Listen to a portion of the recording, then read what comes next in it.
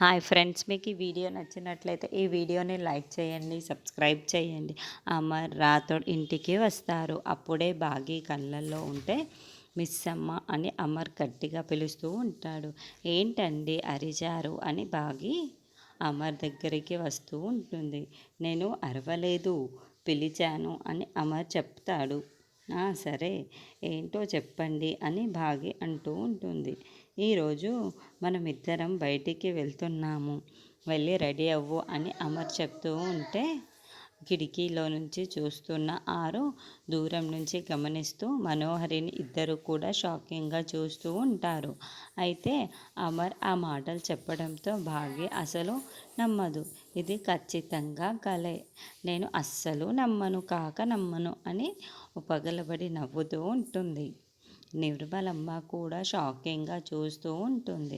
అప్పుడే అమర్ బాగీ చెయ్యి పట్టుకొని బాగా గట్టిగా గిల్లేస్తూ ఉంటాడు. ఇప్పటికైనా నమ్ముతావా? ఇది కల కాదు, నిజం అని నేను నిన్ను బయటికి తీసుకువెళ్తాను, వెళ్ళి రెడీ.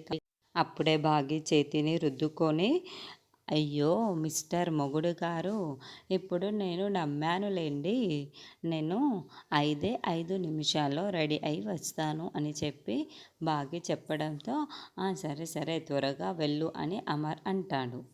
ఆరు మనోహరి మాత్రం చాలా షాకింగ్గా చూస్తూ ఉంటాడు. రాథోడ్ మాత్రం మాట్లాడకుండా మౌనంగా బాధపడుతూ ఉంటాడు. వెళ్తున్న బాగీని అమర్ ఒక్క క్షణం మిస్సమ్మ, శారీ కాదు, నువ్వు డ్రెస్ వేసుకొని రా అని చెప్పడంతో ఇక బాగి మరింత షాకింగ్గా చూస్తూ అలాగే అలాగే అని సంతోషంగా వెళ్తూ ఉంటుంది. వెంటనే బాగి గదిలోకి వెళ్ళి బెడ్ పైన ఎక్కి నిల్చొని డ్రెస్ని చేతిలో పట్టుకొని నా పొలంలో కూడా మొలకలు వచ్చేసాయి అని గెంతులు వేస్తూ ఉంటుంది. అలా బాగి ఒక మంచి అదిరిపోయే ఒక డ్రెస్ వేసుకొని మెట్లు దిగి అలా కిందికి వస్తూ ఉంటుంది.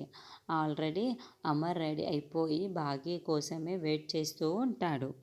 బాగీ డ్రెస్లో రావటం గమనించిన అమర్ కళ్ళార్పకుండా బాగీనే చూస్తూ నిల్చొని ఉండిపోతాడు.